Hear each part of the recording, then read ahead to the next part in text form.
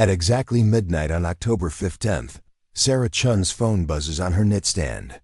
The caller ID reads, "Mom," but her mother has been dead for 10 years, swept away with the rest of her family in the Blackwater Canyon flash flood that made national headlines. Sarah bolts upright in her bed, heart hammering against her ribs. The phone continues its insistent vibration, the screen casting an eerie blue glow across her darkened bedroom. Her hand hovers over the device, trembling. She's dreamed of this moment countless times, but the weight of the phone in her palm feels sickeningly real. She swipes to answer, pressing the device to her ear with shaking fingers. "Hello?" Her voice cracks like autumn leaves. Static crackles through the line, punctuated by what sounds like water dripping in the distance. Then, clear as day, her mother's voice emerges from the void. "Sarah, honey, can you hear me? We're trapped. The water's rising and we can't get out. Please, you have to help us." The line goes dead. Sarah stares at the phone, her reflection ghost-like in its black screen. 10 years. It's been exactly 10 years since the Blackwater Canyon disaster claimed her entire family, her parents, her younger brother Danny, and her grandmother who'd been visiting for her birthday. 4 lives snuffed out in minutes when an unprecedented September storm dumped 7 inches of rain in 2 hours, turning the usually gentle creek into a raging torrent. She sets the phone on the nightstand and wraps her arms around her knees, trying to steady her breathing. It has to be a cruel prank. Someone must have gotten hold of old recordings, manipulated audio files. Technology makes anything possible these days. But the voice, it sounded exactly like her mother. Not just the words, but the specific way. Mom said, "Honey," that slight uptick at the end, the warmth that always made Sarah feel safe even during their worst arguments. Sarah reaches for her laptop and opens a browser, her fingers moving automatically to the local news archive. She's performed this ritual countless times over the years, reading and rereading the articles about that terrible night. Flash flood. Claims 4 in Blackwater Canyon. Family vacation turns tragic as unprecedented rainfall triggers deadly flooding. Search continues for victims of canyon disaster. The photos are always the same. The twisted remains of their rental cabin, split down the middle like a broken toy. Rescue workers in bright orange vests combing through debris. The swollen creek that had transformed into a chocolate-brown monster, carrying entire trees in its grip. And then there's the photo that always stops her cold, the last picture. Taken of her family, snapped just hours before the flood. They're standing on the cabin's front porch, Mom's arm around Dad's waist, Danny making bunny ears behind Grandma's head. Everyone is laughing. The setting sun paints everything golden, and the creek visible in the background looks peaceful, almost inviting. Sarah had been supposed to be in that photo, supposed to be on that family trip, but she'd chosen to stay home for her boyfriend's birthday party instead, a relationship that lasted exactly 3 more weeks. The guilt of that decision has gnawed at her for a decade. Her phone buzzes again. This time the caller ID simply reads, "Unknown number," but Sarah's blood turns to ice water. She lets it ring once, twice, 3 times before answering. "Sarah?" It's Danny's voice now, younger than when he died, the way he sounded when he was scared. "Sarah, where are you? Mom said you were coming, but you're not here. The water's getting higher and Dad can't open the door." "Danny?" Sarah's voice comes out as barely a whisper. "Danny, is that really you? It's so cold, Sarah, and dark. Grandma's crying, and I can't find Mr. Patches." Mr. Patches, Danny's stuffed elephant that he'd slept with every night since he was 3. No one outside the family would know that name. "Danny, listen to me. Where are you? Tell me exactly where you are." But the line fills with static again. And beneath it, Sarah swears she can hear the roar of rushing water. The cabin, we're still in the cabin. The water broke the windows, and Dad's trying to. Danny's voice fractures, becomes distant. Sarah, please come get us. Please don't leave us here. The call ends abruptly, leaving Sarah alone with the deafening silence of her apartment. She sits frozen for several heartbeats, then lurches toward her closet, pulling on jeans and a sweater with frantic movements. She has to go back to Blackwater Canyon. She has to see the site for herself, even though she knows it's impossible. Even though she knows her family is gone. Even though every rational part of her mind is screaming that this is some elaborate hoax or stress-induced hallucination. But as she grabs her car keys, one thought cuts through all the logic and reason. What if they're not dead? What if somehow, impossibly, they've been trapped for 10 years, existing in some pocket of space and time that defies explanation? What if she abandoned them once, and they're giving her a chance to make it right? Sarah's hand freezes on the doorknob as her phone rings a third time. The display shows another unknown number, but she knows with absolute certainty who it will be. Sarah's finger hovers over the answer button. The phone continues its relentless ringing, each chime driving deeper into her skull like nails. She closes her eyes and swipes to accept the call. "Hello, sweetheart." Her father's voice flows through the speaker, warm and familiar, tinged with the slight rasp he developed from years of smoking before he quit. "We've been waiting for you." "Dad?" The word tumbles out before she can stop it. "Dad, this isn't possible. You're gone. You've been gone for 10 years. A soft chuckle echoes through the line, the same laugh that used to emerge when he'd catch her sneaking cookies before dinner. Time works differently here, Sarah. 10 years, 10 minutes. It all blends together when you're waiting. Waiting for what? For you to come home. For you to keep your promise. Sarah's blood chills. She'd whispered a promise at their memorial service, standing before 4 empty coffins, because the bodies were never recovered. She'd sworn she would find them, bring them home somehow. But as years passed and life demanded her attention, that vow had faded into the background of therapy, sessions and career moves. "I never forgot," she whispers into the phone. "We know, honey, but promises aren't just words, are they? They require action." His voice begins to fade, becoming distant. "The canyon remembers everything, Sarah. Every voice, every scream, every goodbye that was never said." The line goes dead, leaving Sarah clutching the phone like a lifeline. She stares at her reflection in the hallway mirror. Pale skin, dark circles under her eyes, brown hair hanging limp around her shoulders. She looks like a ghost herself. Without allowing herself time to reconsider, Sarah grabs her purse and heads for the door. The October air bites at her skin as she steps into the apartment complex's parking lot. Her Honda Civic sits under a flickering streetlight, covered in a thin layer of dew that makes it look ethereal in the amber glow. The drive to Blackwater Canyon will take 3 hours. 3 hours to convince herself this is all an elaborate psychological break brought on by the anniversary. 3 hours to turn around and drive home to safety and sanity. But as she starts the engine, her phone immediately rings again. This time she doesn't look at the caller ID before answering. "Don't turn around." It's her grandmother's voice, gentle but firm. "You know where we are, child.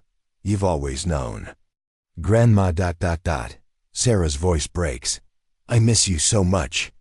"I know, sweet girl, but missing isn't the same as searching. We've been calling for so long, but tonight ... Tonight the veil is thin. Tonight you can find us." How? How is any of this possible? Some places hold on to things, Sarah. Tragedy, love, unfinished business. It all gets absorbed into the land itself. Blackwater Canyon has been collecting stories for generations. We're just the newest chapter. Sarah pulls out of the parking lot, her hands gripping the steering wheel with white-knuckled intensity. The streets are nearly empty at this hour, just the occasional delivery truck or late-shift worker heading home. Street lights create pools of yellow illumination that her car passes through like a film reel. Are you suffering? The question, slips out before she can stop it.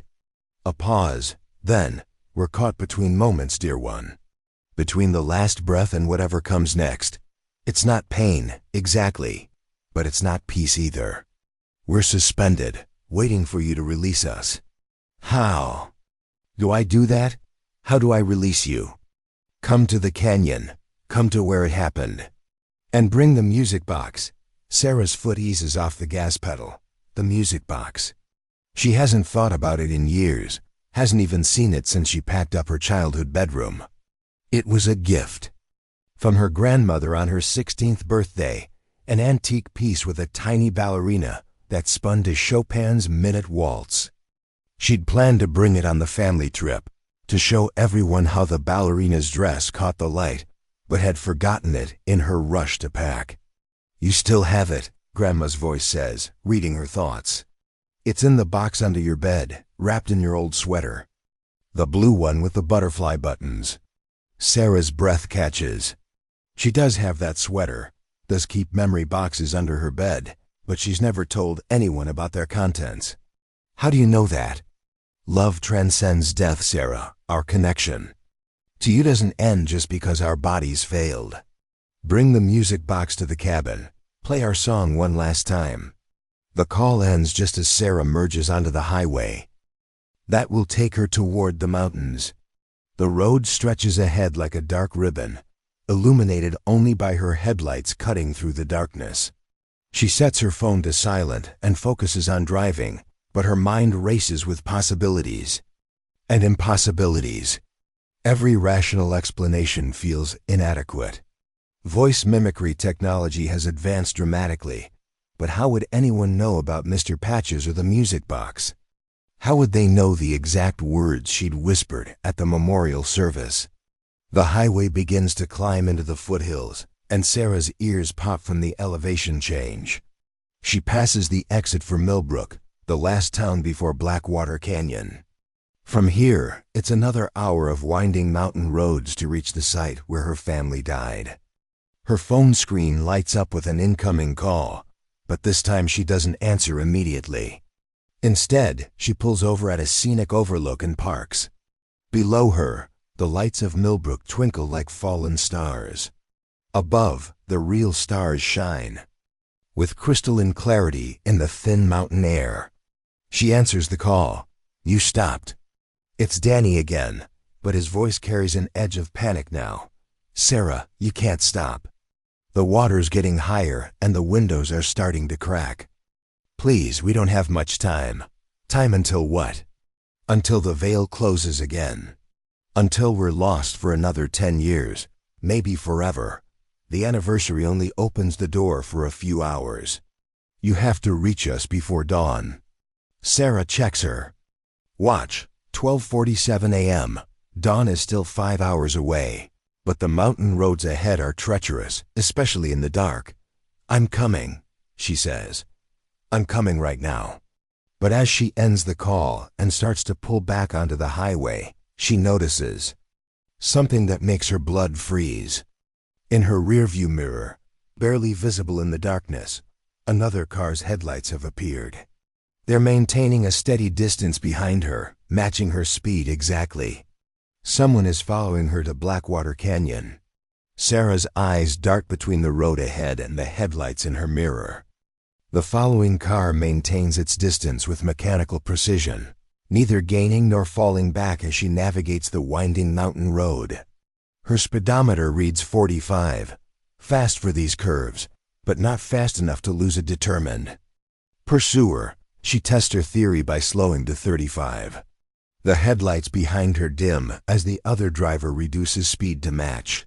When she accelerates to 50 around a straight stretch, the lights brighten again, keeping pace. Her phone rings. Sarah's hand trembles as she reaches for it, expecting another call from her dead family. Instead, the display shows a local number she doesn't recognize. Hello? She answers, her voice barely steady. Turn around and go home. The voice is male, gravelly, unfamiliar. You don't want to go where you're heading. Who is this? Someone who knows what happened at Blackwater Canyon. Someone who knows the truth about that night 10 years ago. Sarah's grip tightens on the steering wheel. What truth? Your family didn't die in a flash flood, Sarah. They were murdered. The words hit her like a physical blow. She swerves slightly, tires catching the shoulder before she corrects course. That's impossible. There were investigations, rescue teams, forensic analysis of the debris patterns, all carefully orchestrated, all part of the cover-up. The man's voice carries a weight of certainty that chills her. Pull over. We need to talk. You're the one following me. I'm the one trying to save your life. Sarah's mind races. Everything she knows about that night came from official reports, news articles, testimony from park rangers who found the scene. But what if someone had reasons to want her family dead?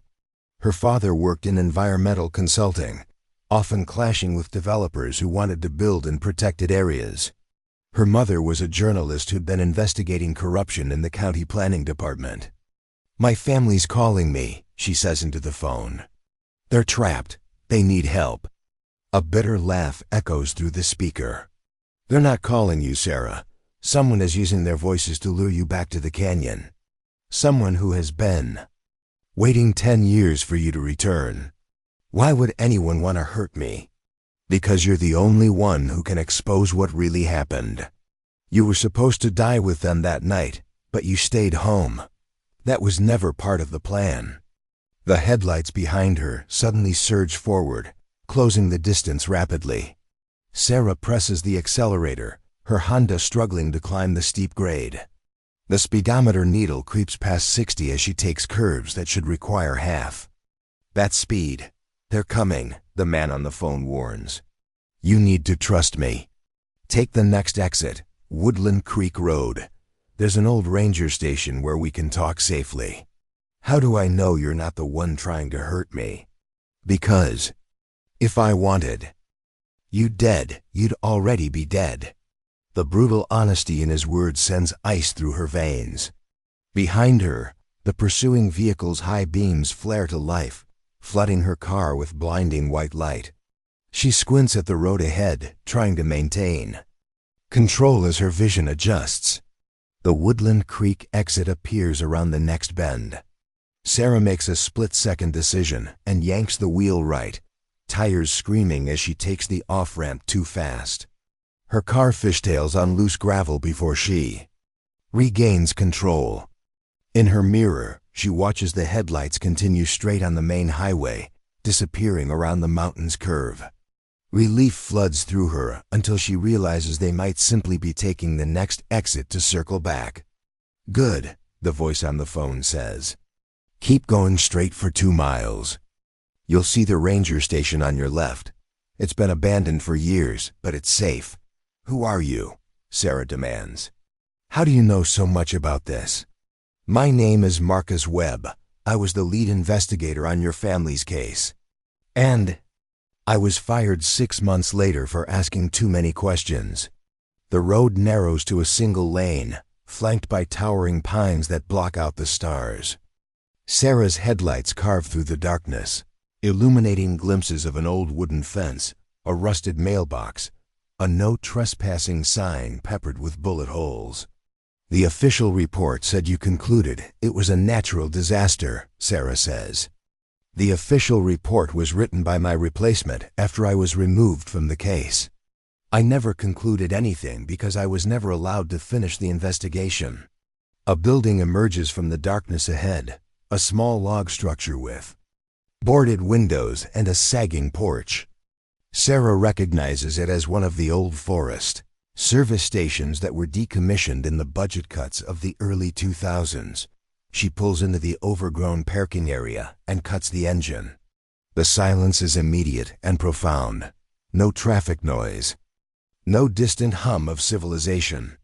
Just the ticking of her cooling engine and the whisper of wind through pine boughs. A figure steps out from behind the building. A man in his 50s with graying hair and a weathered face. He wears a heavy jacket and moves with the careful precision of someone accustomed to dangerous situations.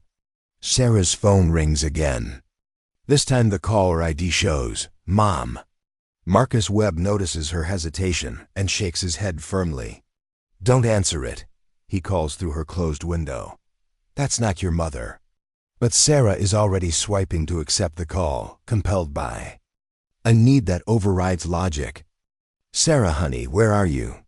Her mother's voice carries a note of growing panic. "The water's up to our chests now." Danny can barely keep his head above it. "Please, we're running out of time." "I'm coming, Mom. I'm almost there." "No." Marcus. Webb pounds on her window. "Sarah, don't listen to them." "Who's that with you?" Her mother's voice sharpens with suspicion. "Sarah, you can't trust anyone else. Family is all that matters."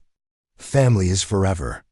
Webb draws a gun from his jacket and aims it at Sarah's windshield. Not at her, she realizes, but at the phone in her hand. "Hang up now," he shouts, "before they triangulate your location." Sarah stares at the weapon, then at the phoneware. Her mother's voice continues pleading. "Mom, I have to go. But I'm coming to get you. I promise." She ends the call and slowly opens her car door. Webb immediately lowers the gun, his expression a mixture of relief and urgency. "We don't have much time," he says. "They know you're here now. But first, you need to understand what you're really walking into. Tell me." Webb looks up at the star-filled sky, then back at Sarah.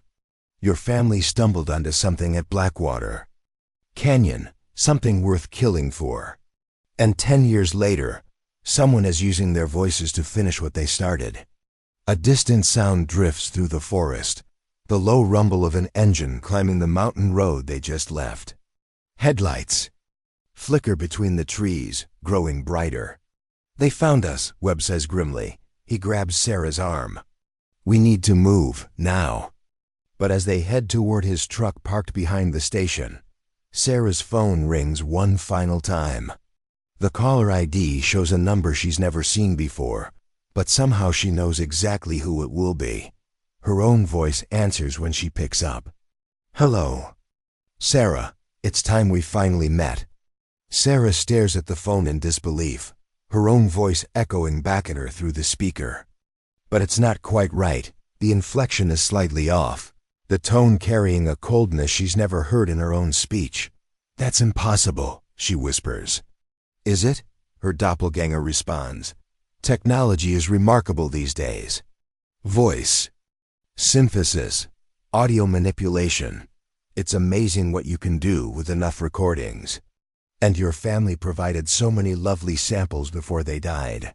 Webb grabs the phone from Sarah's hand and hurls it against the ranger station's wall. It shatters with a sharp crack, the screen going dark. But the damage is done. Whoever is hunting them now knows exactly where they are. "Move," Webb shouts, pushing Sarah toward his pickup truck. "We need to get to higher ground." The engine. Noise grows louder, accompanied now by the crunch of tires on gravel. Multiple vehicles, Sarah realizes. They're surrounded. Webb's truck roars to life, and he floors the accelerator, sending up a spray of dirt and pine needles. They bounce over the rough terrain behind the ranger station, following what might once have been a service road, but is now little more than a deer path. Who are they? Sarah shouts over the noise of the engine. "The same people who killed your family. A development consortium that wanted to build a luxury resort in Blackwater Canyon. Your father's environmental impact report would have shut down the project permanently." The truck lurches over a fallen log, and Sarah grabs the dashboard to steady herself. Behind them, headlights weave between the trees like angry fireflies, gaining ground despite the difficult terrain. "But the canyon flooded," Sarah protests. "It was a natural disaster." "Natural disasters can be engineered," Webb replies grimly. "Especially when you have access to the upstream dam controls." The implications hit Sarah like a sledgehammer. They caused the flood, opened the spillways during the storm surge, made it look like equipment failure caused by the unprecedented rainfall. Your family was camping right in the flood path. They never had a chance. Sarah's stomach churns as pieces of the puzzle click into place. The timing had always seemed wrong to her. Flash floods typically occur during the peak of a storm, but her family's cabin was destroyed hours after the rain had begun to subside. The truck crests a ridge, and Webb suddenly cuts the engine and lights. In the darkness, Sarah can hear the pursuing vehicle spreading out below them, their drivers calling to each other across the forest. "They're trying to box us in," Webb whispers, "but there's an old mining trail that leads up to the canyon rim. If we can reach it on foot, we might have a chance. A chance to do what? Even if everything you're saying is true, my family is still dead." "Those phone calls aren't from your family," Webb finishes. "They're from someone who has been studying your psychological profile for years. Someone who knows exactly what buttons to push to get you back to the canyon." Sarah hugs herself against the mountain cold. "But they knew things only my family would know, private things." Webb reaches into his jacket and pulls out a thick manila folder. Even in the darkness, Sarah can see it stuffed with photographs and documents. After your family died, their belongings were supposed to be returned to you. But certain items were confiscated as evidence and never released. Personal letters, journals, video recordings from family vacations. He opens the folder and shows her a photograph that makes her breath catch. It's a picture of Danny's room, taken after the flood. His bed is perfectly made, Mr. Patches sitting propped against the pillows. But her family had taken Mr. Patches. On the trip, Danny never went anywhere without his stuffed elephant. "This photo was taken at your family's house, not the rental cabin," Webb explains. "Someone planted evidence to support the official story. And in the process, they gathered enough personal information to create very convincing fabrications." The sound of footsteps crunching through undergrowth grows closer. Webb motions for Sarah to follow him deeper into the forest, moving with the practiced stealth of someone familiar with these mountains. "There's something else you need to know," he whispers as they pick their way between moss-covered boulders. "The development project didn't die with your family. It's been resurrected under a new name, new investors. Groundbreaking is scheduled for next week. After 10 years, they needed time for the heat to die down, for people to forget. But now they're ready to move forward. Except there's one problem, you." Sarah stumbles over a root and Webb catches her arm. "What does any of this have to do with me? Your father wasn't just writing an environmental impact report. He was documenting illegal dumping in the watershed, evidence of contamination that goes back decades. He hid copies of his research, and the only person who might know where is you." They emerge onto a narrow ledge overlooking the valley below. In the distance, Sarah can see the lights of multiple vehicles converging on their abandoned truck. Flashlight beams dance through the trees like malevolent spirits. "I don't know anything about hidden research," Sarah insists. "If my father had information that important, he would have told someone. He did tell someone. He told you in his last message." Webb pulls out his phone and plays an audio file. Sarah's father's voice fills the night air, but these aren't the words she heard during her phantom phone calls. This is a voicemail, scratchy with poor reception, time-stamped at 6:47 p.m. on the day of the flood. "Sarah, honey, if you're getting this message, something's gone wrong. The research files are where we used to hide birthday presents when you were little. Remember the place that sings? You'll need to find them and get them to the EPA. Don't trust local authorities. This goes too high up the chain." The message ends with the sound of rushing water and shouts in the background. Sarah's mind races back to childhood memories. The place that sings, her father's nickname for the old mine shaft on their property, where the wind created an eerie whistling sound through the abandoned tunnels. They'd hidden Christmas and birthday gifts there, wrapping them in plastic to protect them from moisture. "He never sent this to me," Sarah says. "I never got this voicemail, because it was intercepted. But not before it was recorded by the cell tower. I found it buried in the digital evidence files." A spotlight suddenly blazes to life below them, sweeping across the rocky outcropping where they're hiding. Webb pulls Sarah down behind a boulder just as the beam passes overhead.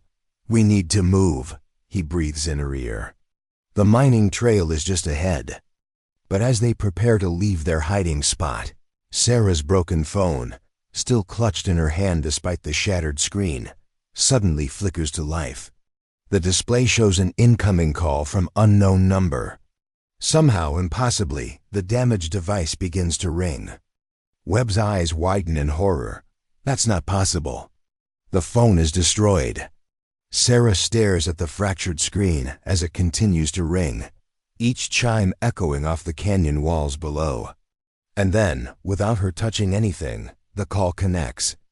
Her own voice emerges from the broken speaker, but this time it's different. Older, angrier. "Hello, Sarah. I've been waiting so long to meet my replacement." The voice from the shattered phone cuts through the mountain air like a blade. Sarah stares at the device in her trembling hands, its broken screen flickering with impossible life. "You're wondering how this is possible," her doppelganger continues. "You're wondering who I am, how I know so much about you. The answer is simple, Sarah. I am you. Or rather, I'm who you were supposed to become." Webb grabs for the phone, but Sarah pulls it away. She needs to understand. "That doesn't make sense," she whispers into the device. A laugh echoes from the broken speaker, her own laugh, but hollow and bitter. "Nothing about this makes sense, does it? But here's what you need to know. 10 years ago, there were supposed to be 5 bodies in that canyon, not 4. You were supposed to die with your family." The spotlight below sweeps closer, and Webb tugs at Sarah's jacket. "We have to go," he hisses. But Sarah remains frozen, captivated by the impossible conversation. "You're saying I was supposed to be on that trip?" "I'm saying you were on that trip. In every timeline, every possibility, every version of that night except this one. In all the others, Sarah Chun died with her family in Blackwater Canyon. But this timeline created a problem." Webb's radio crackles to life with urgent chatter. The search teams are coordinating, closing in on their position. He makes one more desperate attempt to pull Sarah away from the ledge. "Think about it," the voice continues. "Haven't you always felt like something was wrong? Like you're living someone else's life? That's because you are. You're a temporal anomaly, Sarah, the one version of yourself that escaped the fate she was meant to share." Sarah's memories flood back to the months after the tragedy. The guilt, yes, but also something deeper. A persistent feeling that she was looking at the world through glass, that everything was slightly out of focus. She'd attributed it to grief and trauma, but what if— "I don't believe you," she says, but her voice lacks conviction. "Then explain." The phone calls. "Explain how I know about the music box, about Mr. Patches, about promises whispered at memorial services. I know these things because I lived them. I was there when you made that promise to find our family, because in my timeline, I made the same promise." "Your timeline?" "The timeline where Sarah Chun died as she was supposed to. Where the development project proceeded without interference. Where Marcus Webb never investigated because there was no one left to ask questions." The voice pauses. "Where I grew up knowing our family was murdered and spent 10 years planning revenge." Webb finally succeeds in pulling Sarah to her feet.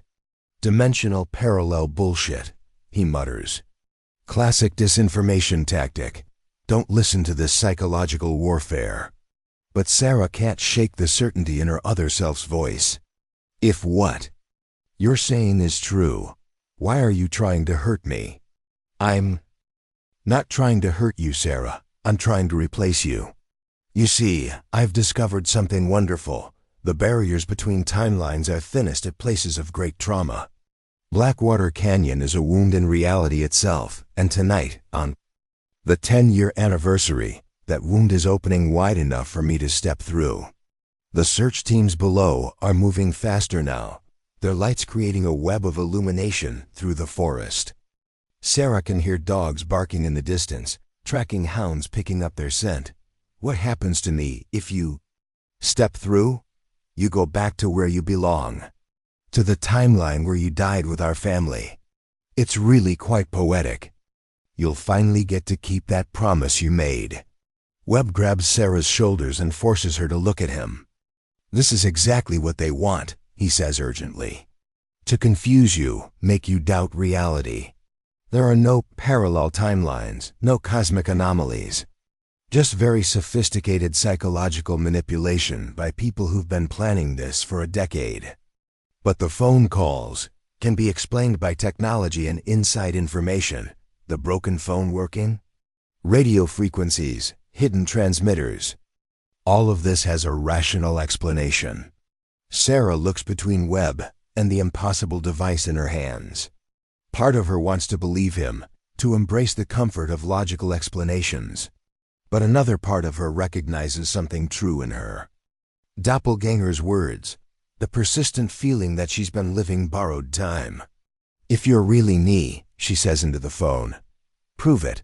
Tell me something only I would know. A pause. Then, you still sleep with the bedroom door open. Because you're afraid of being trapped. You count your steps when you're nervous, always in groups of 7. And sometimes, in the middle of the night, you wake up crying and don't know why. Sarah's blood runs cold. These aren't facts someone could research or deduce. They're the private rituals of a damaged psyche, behaviors she's never shared with therapists or friends. The dreams, her other self continues. You have the same dream every anniversary, don't you? You're in the canyon with our family, but you're watching from outside your body. You can see yourself laughing with them around the campfire, but you can't make them hear you when you scream about the flood that's coming. Tears stream down Sarah's face. She's had that exact dream for 10 years, never varying in detail. How is this possible? Because somewhere in your subconscious you remember.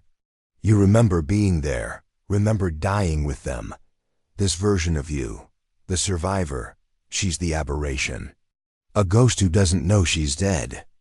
The sound of helicopter rotor suddenly fills the night sky. A searchlight blazes down from above, catching Sarah and Webb in its glare. Through the mechanical thunder, her other self's voice becomes urgent. They're here, Sarah, the people who killed our family.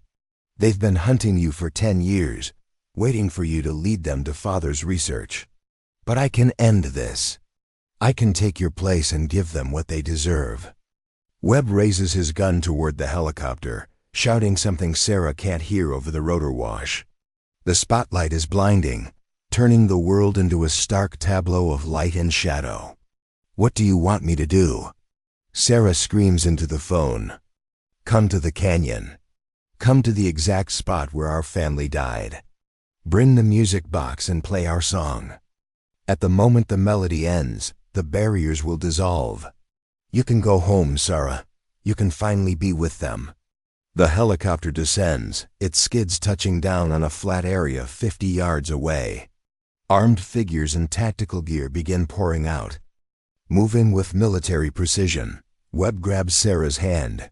The mining trail, now or never. But Sarah hesitates, looking back at the broken phone. If I do this, if I go to the canyon ... will it hurt? Her other self's voice softens, becoming almost gentle. It will be like falling asleep. Like finally coming home after a very long journey. Our family is waiting, Sarah. They've been waiting for 10 years. Webb tugs her toward the narrow trail that leads up the mountain face. Sarah, we have to go. They're almost here. Sarah takes one last look at the phone, then hurls it over the cliff edge. It disappears into the darkness below, taking her other self's voice with it. But as they flee up the treacherous mountain path, one question echoes in Sarah's mind. If her doppelganger is right, if she really is living in the wrong timeline, then the family calling to her might actually be real. And the only way to find out is to go to Blackwater Canyon and play the music box as the barriers between worlds grow thin. Behind them, the tactical team spreads out to begin their pursuit. their radio chatter filling the night with urgent commands. But ahead, somewhere in the darkness above, lies the truth about what really happened 10 years ago. The mining trail clings to the mountainside like a scar, barely wide enough for single-file passage. Sarah's lungs burn as she follows Webb higher into the thin air, their feet dislodging loose stones that clatter into the abyss below. Behind them, the tactical team's flashlights bob like fireflies as they begin their pursuit. How much farther? Sarah gasps, pressing herself against the rock face as the trail narrows even more. Another mile to the rim, Webb replies without slowing. From there we can see the whole canyon, figure out our next move. But Sarah already knows what her next move will be. The conversation with her other self has crystallized something that's been building for 10 years, a need to return to. The place where everything ended. Whether she's chasing ghosts, parallel dimensions, or simply the closure that's eluded her for a decade, the path leads to the same destination. Webb, she calls out, I need to go back to my apartment. He stops so abruptly she nearly collides with him. Are you insane? They know where you live. It's the first place they'll check. I need the music box. If there's any chance at all, that my family is somehow still alive, still trapped, then I have to try. Webb turns to face her, his weathered features carved by shadows and moonlight. Sarah, listen to me very carefully. Your family is dead. They died 10 years ago in a flood that was engineered to kill them. The voice is on the phone, the broken device mysteriously working. It's all psychological warfare designed to break down your rational defenses. Then explain the dreams. Explain how the other me knew details I've never shared with anyone. Surveillance. Your apartment could be bugged, your computer hacked. These people have had a decade to study you, to learn your habits and fears. They're using your own trauma against you. Sarah knows he's probably right. Every logical part of her mind agrees with his assessment. But logic has abandoned her tonight, replaced by something deeper and more primal, the pull of unfinished business, of promises that demand fulfillment. Maybe, she says quietly, but I can't live with the uncertainty anymore. I've spent 10 years in therapy, 10 years trying to move on, and I'm still here on this mountain chasing phantoms.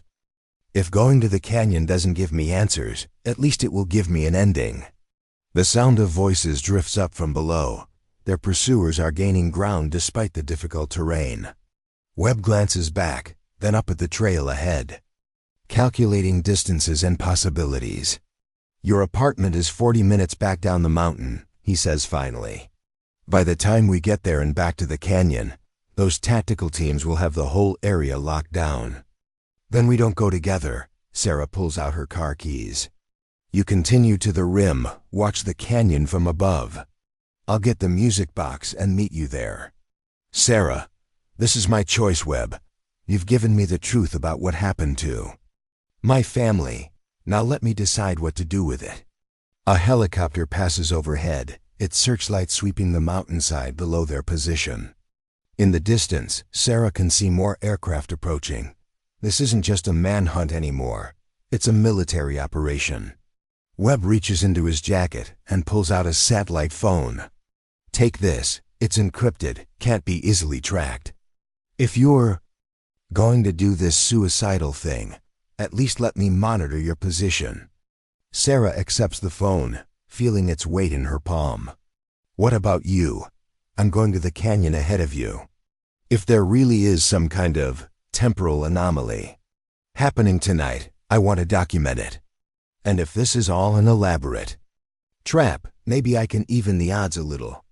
They reach a point where the trail splits, one path continuing up toward the rim, another descending back toward the access road where Webb's truck waits. Sarah looks at each route, then at the man who's risked his life to warn her.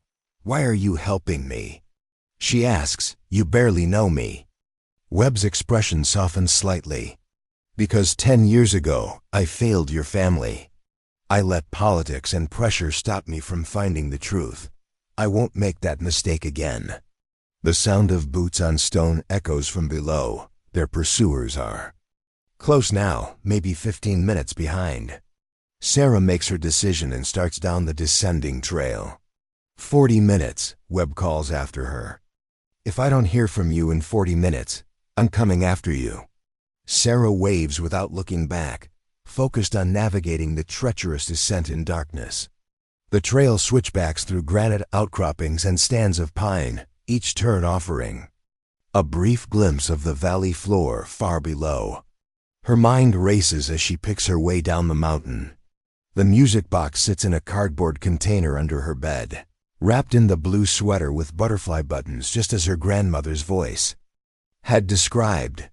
She hasn't opened that particular box in years, but she remembers packing it carefully after her parents' memorial service, one of the few items she couldn't bear to give away or store in the attic. The music box itself is a mystery.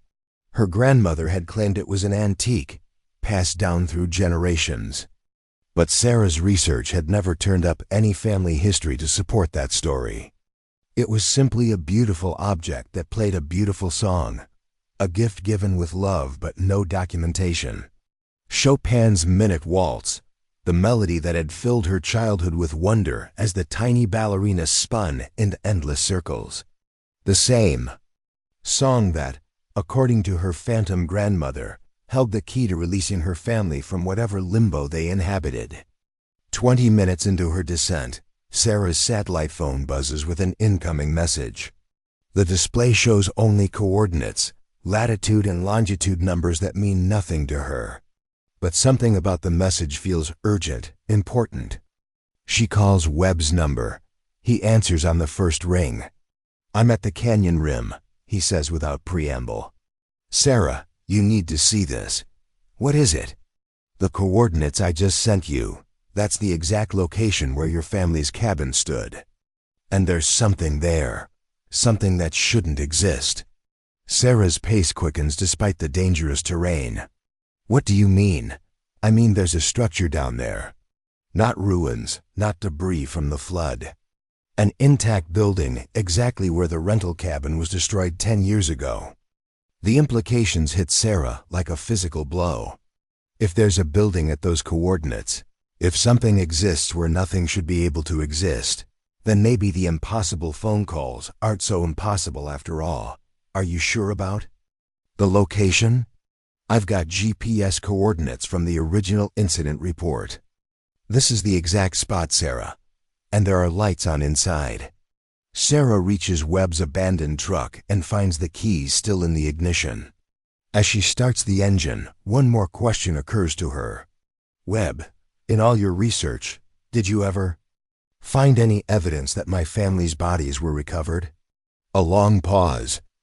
Then, no, the official reports claim they were swept downstream and never found. But Sarah, I don't think they were ever in that canyon at all. The truck roars to life, and Sarah guns the engine down the mountain road toward her apartment. Behind her, flashlight beams dance through the trees as the tactical teams reach the abandoned trail.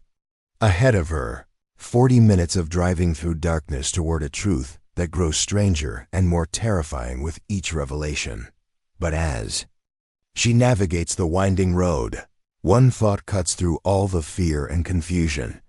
If her family is somehow, impossibly, still alive and trapped in a building that shouldn't exist, then she has exactly one chance to save them.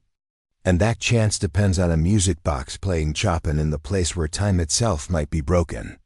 Sarah's Honda Civic eats up the mountain highway as she races toward her apartment, the speedometer pushing 70 on curves designed for half that speed. The satellite phone buzzes intermittently with text updates from Webb. Multiple vehicles converging on canyon. Helicopter activity increasing. Still see lights in impossible building. Each message confirms what she's begun to suspect. Tonight isn't just about her. Something larger is unfolding, something that's been 10 years in the making. Her apartment complex appears through the darkness like a concrete oasis. Sarah parks behind the building and takes a moment to scan the area. No unusual vehicles, no figures lurking in shadows. But that doesn't mean they're not there. She uses her keycard at the rear entrance and takes the stairs 2 at a time to the 3rd floor. Her hallway appears empty, but as she approaches her door, she notices something that makes her blood chill. The tiny piece of tape she always places across the doorframe is gone. Someone has been inside her apartment. Sarah draws her keys slowly, listening for any sound from within. Silence. She slides the key into the lock with agonizing care, turning it in increments to minimize noise. The door opens onto her familiar living room, but everything feels wrong. Not displaced or searched, just observed, as if invisible eyes have cataloged every detail of her private space. She moves through the apartment like a ghost, avoiding the floorboards she knows creak. In her bedroom, she kneels beside the bed and pulls out the cardboard box from underneath. Her hands shake as she lifts the lid and pushes aside layers of memory, old photos, letters, ticket stubs from movies she attended with long-forgotten friends. The blue sweater with butterfly buttons lies at the bottom, wrapped around something small and hard. Sarah's breath catches as she unwraps the music box, revealing the ornate wooden case with its brass fittings and tiny dancing figure visible through the glass dome. She's about to close the box when her fingers brush against something unexpected, a folded piece of paper tucked beneath the sweater.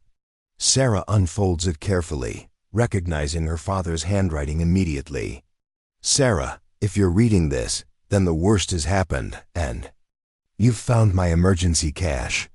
The music box isn't just a gift from your grandmother. It's a key." The melody triggers a frequency that opens the concealed compartment in the mine shaft. The real research is hidden there, along with evidence. That goes back 30 years. Trust no one in authority. The corruption runs deeper than we imagined. Play this song 3 times and press the ballerina's head during the final notes. You'll understand everything then. I love you, sweetheart. Take care of your brother. Dad. Sarah stares at the note, her mind reeling. This wasn't in the box when she packed it 10 years ago. Someone has placed it here recently, someone with access to her apartment and knowledge of her father's handwriting. The satellite phone buzzes. Sarah answers without checking the display. "Time's up," Webb's voice crackles through static. They're moving down into the canyon. Multiple teams, heavy equipment. Whatever they're planning, it's happening now.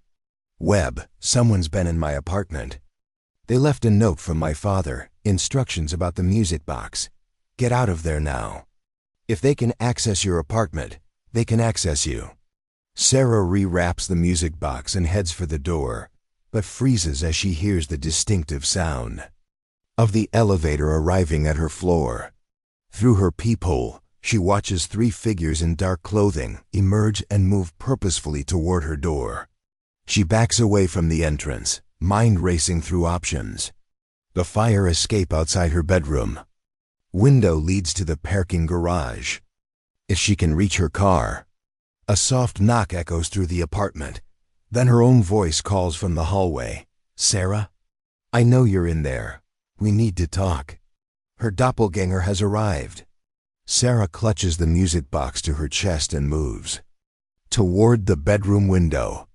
Behind her, she hears the sound of lockpicks working in her front door. Professional, efficient, patient. "You can't run from yourself forever," her other voice continues from the hallway. "I've been patient, Sarah. I've played by the rules, used their technology, their surveillance, their psychological tactics. But tonight the barriers are thin. Enough that I don't need their permission anymore." The lock clicks open. Sarah reaches the bedroom window and starts working on the latch, but the mechanism is stiff from years of disuse. Behind her, footsteps move through her living room. "Do you know what I've learned in my timeline?" The voice grows closer. "I've learned that our father was right about everything. The development consortium, the illegal dumping, the murders disguised as natural disasters. But he didn't know the full scope of it. Blackwater Canyon isn't just about one resort project. It's about opening a permanent gateway. Sarah finally gets the window open and swings her leg over the sill. The fire escape is rusted but solid beneath her feet. As she starts down toward the parking garage, her bedroom door opens and a figure appears at the window. It's herself, but not herself. This other Sarah is dressed in tactical clothing, her hair pulled back severely, her face bearing scars that the real Sarah doesn't have. Most unsettling of all are her eyes, cold, calculating, entirely devoid of the uncertainty that has defined Sarah's life since the tragedy. "The music box you're carrying," her doppelganger calls down to her. "It's not just a key to your father's research, it's a tuning fork, calibrated to the exact frequency that destabilizes dimensional barriers. Our grandmother didn't give it to us as a gift, Sarah. She gave it to us as a weapon." Sarah reaches the ground level and sprints toward her car. Behind her, more figures emerge from the apartment building, the same tactical team that pursued them up the mountain, now closing in from multiple directions. She reaches the Honda just as her satellite phone rings. This time the caller ID shows her grandmother's name. Sarah answers while starting the engine. "Grandma?" "Not your grandmother, dear." The voice is elderly, female, but carries an authority that her real grandmother never possessed. "Though I am related to you in a sense, I'm the version of your grandmother who lived to see what became of our family line." Sarah guns the engine and peels out of the parking garage. In her rearview mirror, she sees her other self commandeering a motorcycle, preparing to give chase. "What do you want?" Sarah shouts into the phone. "I want you to understand what you're really carrying. That music box has been in our family for 4 generations, passed down from mother to daughter, waiting for the right moment. Your father discovered its true purpose when he was researching the anomalous electromagnetic readings in Blackwater Canyon." "What readings?" "The canyon sits on a convergence point, Sarah, a place where the barriers between dimensions are naturally thin. For decades, various groups have been trying to exploit this weakness. Government black projects, private, military contractors, corporate interests that see profit in controlling access to parallel timelines." Sarah takes a corner too fast, tires screaming against asphalt. The motorcycle behind her matches her maneuvers perfectly, gaining ground with every turn. "Your family was murdered because they discovered the truth. But their deaths had an unintended consequence, the trauma, the violent emotion, the unfinished business. It all combined to create a permanent weak spot in the dimensional fabric. Blackwater Canyon became a wound in reality itself. And tonight? Tonight is the 10-year anniversary. The optimal time for dimensional activity. Your other self has convinced the Development Consortium that she can stabilize the gateway permanently, give them controlled access to infinite parallel Earths. But what she really plans to do is collapse all timelines into one, hers. Sarah's mind reels as she processes this information. How do I stop her? You use the music box as it was intended. Not to open gateways, but to close them. Play the melody at the exact site of your family's death, and you can seal the dimensional breach forever. But that would mean accepting your family is truly gone. No parallel dimensions where they survived, no temporal anomalies to exploit. Just the hard truth that death is final and grief is the price of love. The motorcycle pulls alongside Sarah's car. Her other self draws a weapon and aims it through the passenger window. But instead of firing, she gestures toward the road ahead, toward the mountains, toward Blackwater Canyon. The message is clear. This ends where it began. Sarah makes her choice and floors the accelerator, racing toward a confrontation 10 years in the making, carrying a music box that might save or damn everything she's ever loved. The road to Blackwater Canyon stretches before Sarah like a ribbon of tar through the darkness. Her other self follows on the motorcycle, maintaining a steady distance behind, not pursuing anymore, but escorting. leading her to the inevitable confrontation that has been building for a decade. Sarah's satellite phone crackles with Webb's voice. "Sarah, where are you? The situation down here is deteriorating rapidly." "What do you mean deteriorating?" "The building I saw, it's not stable. It keeps flickering in and out of existence, and each time it reappears, it's slightly different. Different architectural style, different layout.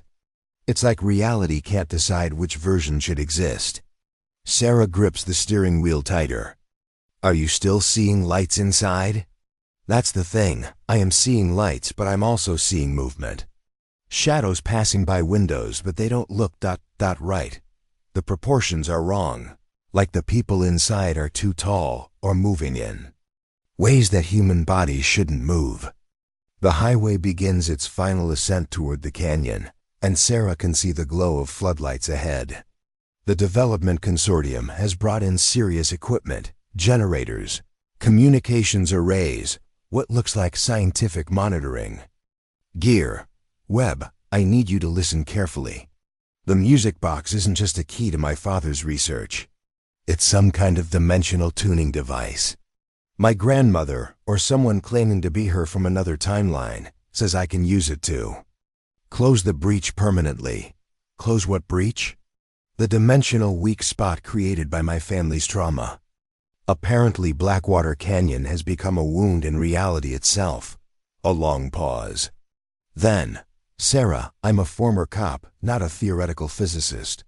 But I can tell you that whatever's happening down here defies every natural law I know. So if you've got a way to stop it, you'd better move fast." The motorcycle behind her suddenly accelerates, pulling alongside the Honda. Through her side window, Sarah sees her other self's scarred face in the moonlight. The doppelganger makes a series of hand gestures, military signals that Sarah somehow understands despite never learning them. "Follow me. Time is running out." The motorcycle surges ahead, leading Sarah off the main highway onto a narrow access road that winds through dense forest. This isn't the route to the official canyon overlook. This path leads directly to the valley floor, to the site where the rental cabin once stood. Sarah's phone buzzes with a text message from an unknown number. The consortium believes they can control the gateway. They're wrong. When dimensional barriers collapse, the resulting cascade destroys everything in a 50-mile radius. Your choice: save yourself or save everyone.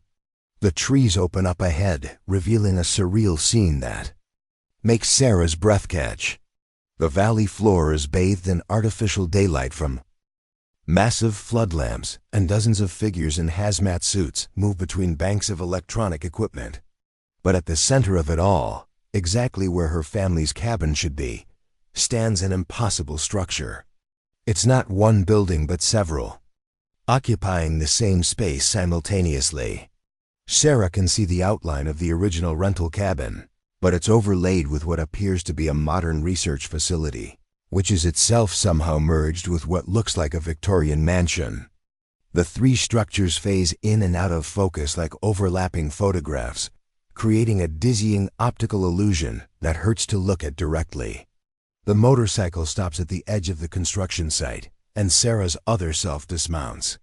She approaches the Honda with her hands visible, no longer treating Sarah as an enemy. "Now you see it," her doppelganger says as Sarah rolls down the window. The consortium thinks they can stabilize one version of the building, use it as a base for controlled dimensional travel. But the overlap is growing stronger. Soon all possible versions of this place will exist simultaneously. What happens then? Reality breaks. The cascade starts here and spreads outward, consuming every possible timeline until only chaos remains. The other Sarah's scarred face shows genuine fear. "I've seen it happen in my original timeline.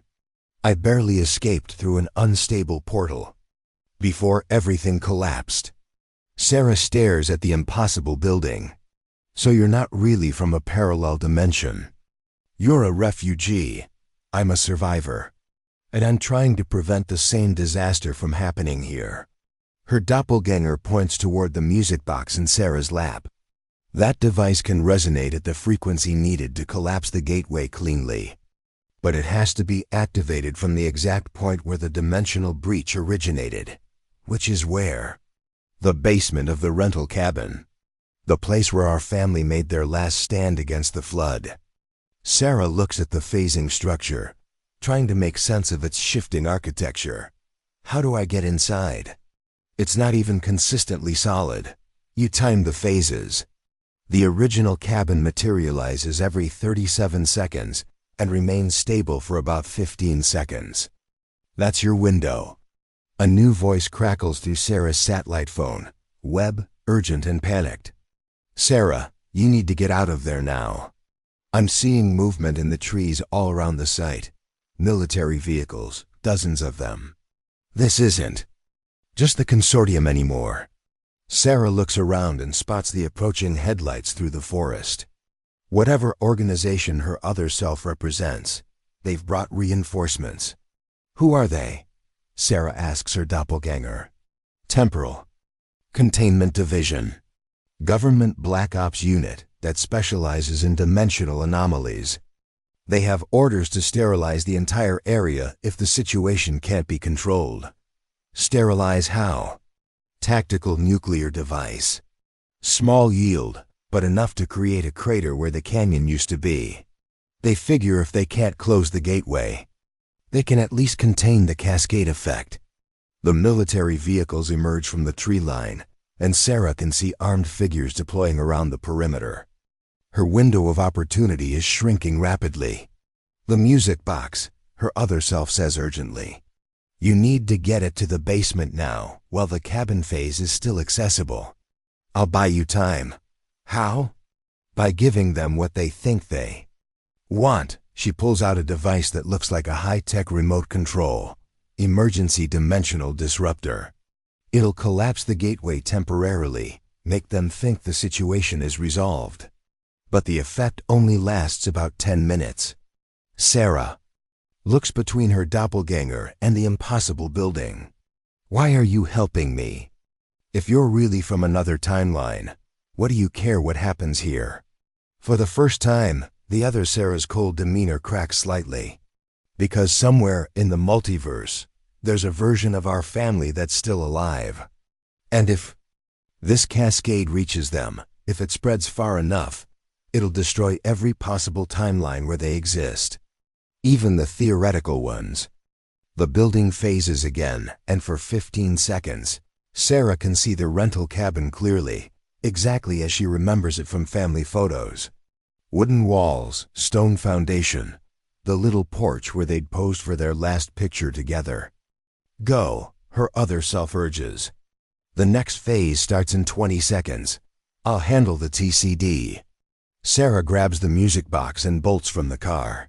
Behind her, she hears her doppelganger activating the dimensional disruptor, causing alarms to blare.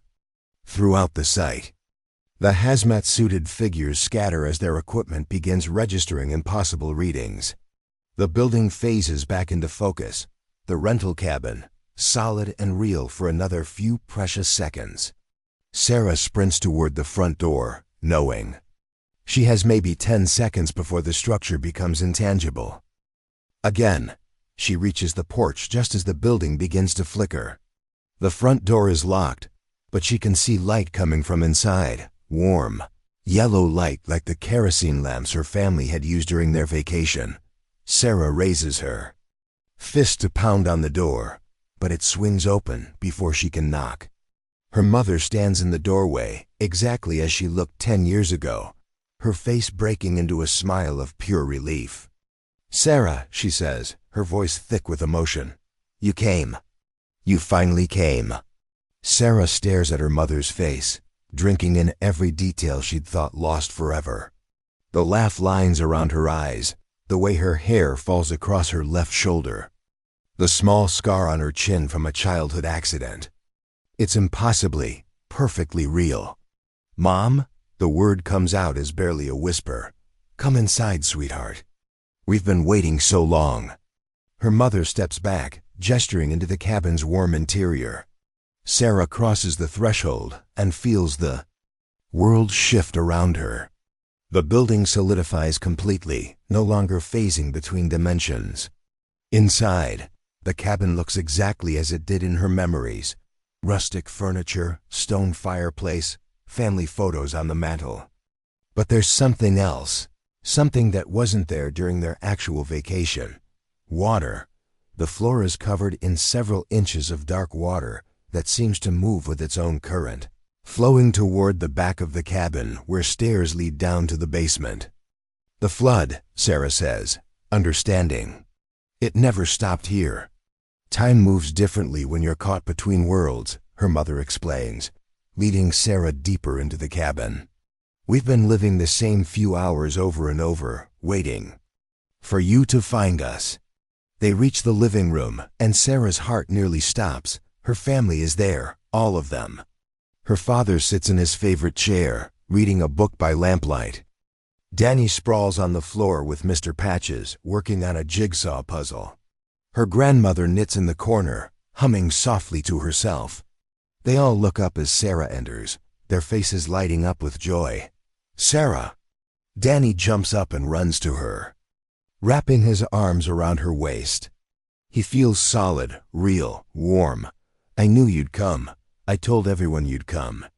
We never doubted it, her father says, setting down his book. Though I'll admit, 10 years felt like a very long time. Sarah hugs Danny tightly, feeling tears stream down her face. I'm so sorry. I should have been here. I should have been with you. Nonsense, her grandmother says firmly. You were exactly where you needed to be. If you'd been here that night, we all would have died. Instead, you survived to save us. Save you how? Her father stands and walks to the mantel, picking up a familiar object, the music box, identical to the one Sarah carries. The same way your great-great-grandmother saved our family from the fire in 1892. The same way her grandmother saved us from the flood of 1847. This has always been our burden. Sarah, we're the guardians. Guardians of what? The boundary. Her mother explains. Blackwater Canyon sits on a weak point between dimensions. For generations, our family has been tasked with keeping that boundary stable. When it begins to fracture, one of us has to step forward and seal it from the inside. Sarah looks around at her family, finally understanding the terrible truth. You're not trapped here by accident. You chose to stay. We chose to hold the line, her father confirms. When the consortium engineered the flood, when they tried to use our deaths to weaken the dimensional barrier, we made a decision. Instead of passing on, we anchored ourselves here to prevent the cascade. But the strain is too much, her grandmother says softly. We can't maintain this forever. The boundary is failing. Reality is beginning to fracture. We need you to take our place. The water on the floor begins to rise, creeping up towards Sarah's ankles. Outside, she can hear explosions and shouting as her other self battles the temporal. Containment division forces. There has to be another way, Sarah insists. The woman who gave me instructions, the other version of grandmother, she said. I could use the music box to close the gateway permanently. Her grandmother sets down her knitting and looks at Sarah with infinite sadness.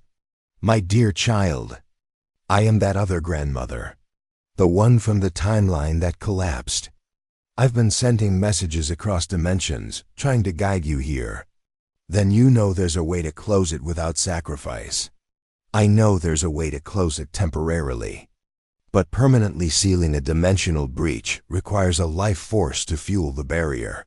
It's always required sacrifice. Danny tugs at Sarah's jacket. It doesn't have to be you, though. It could be us. We're already dead, technically.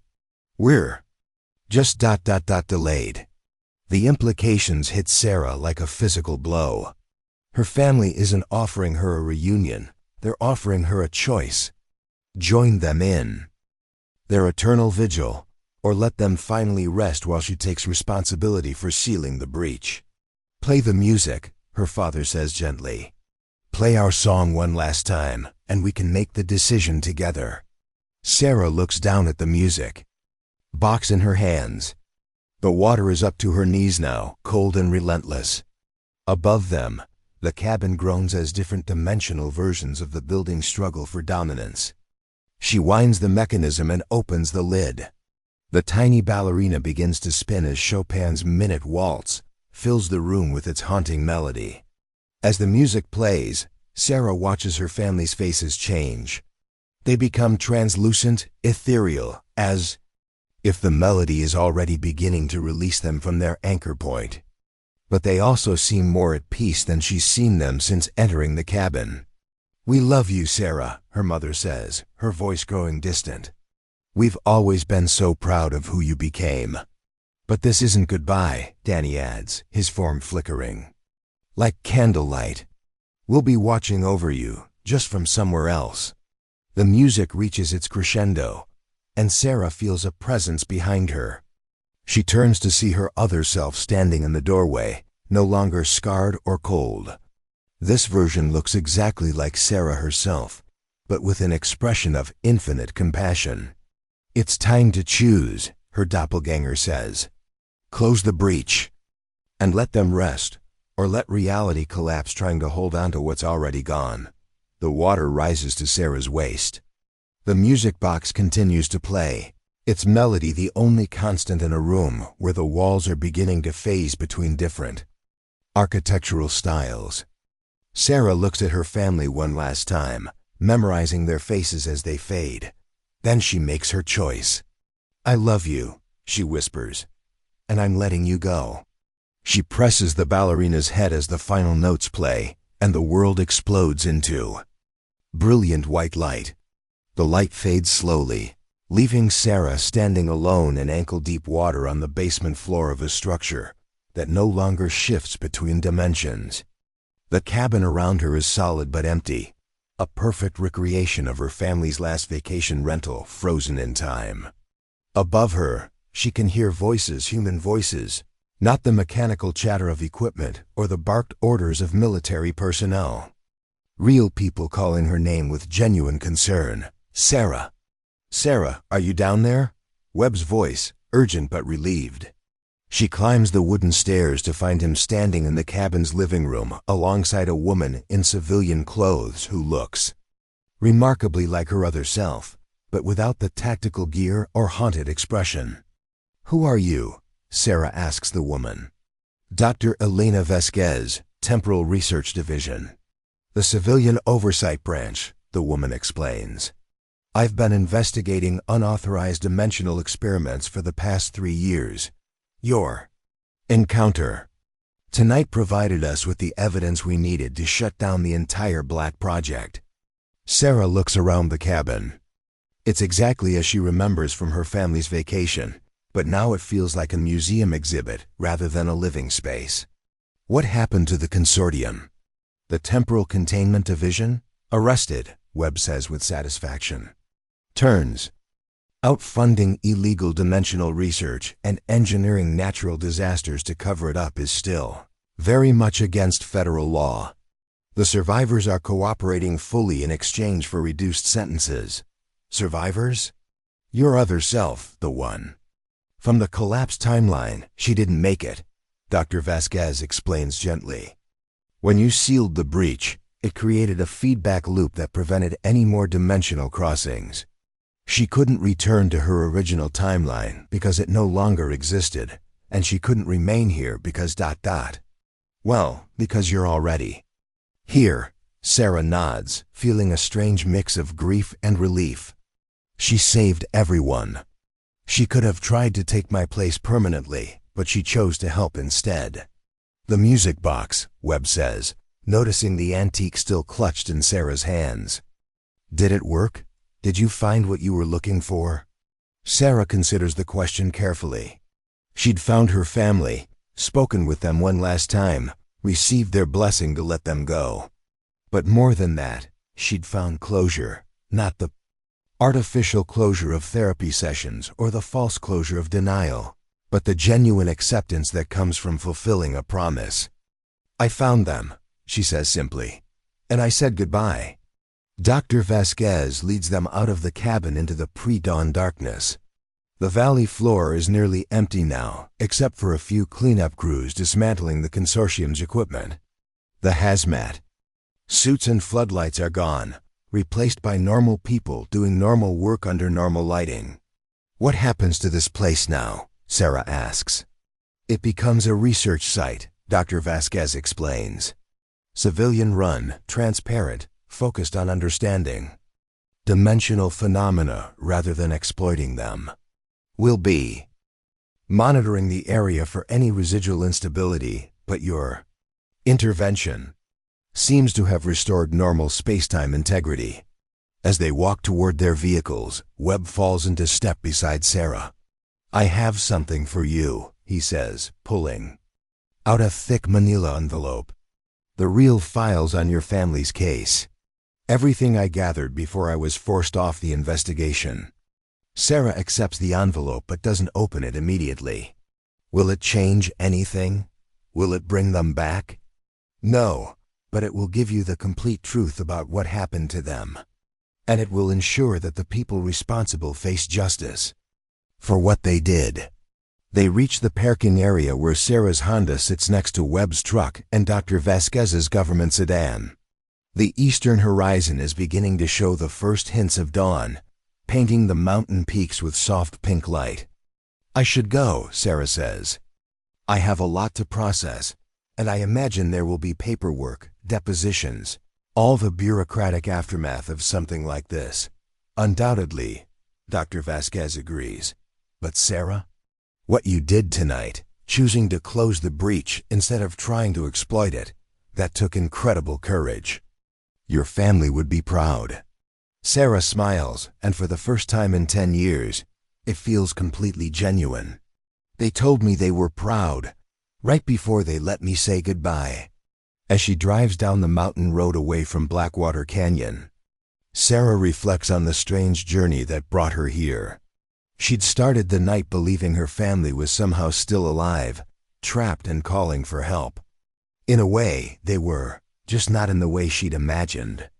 The music box sits on the passenger seat beside her, no longer a mysterious artifact, but simply a beautiful antique with sentimental value.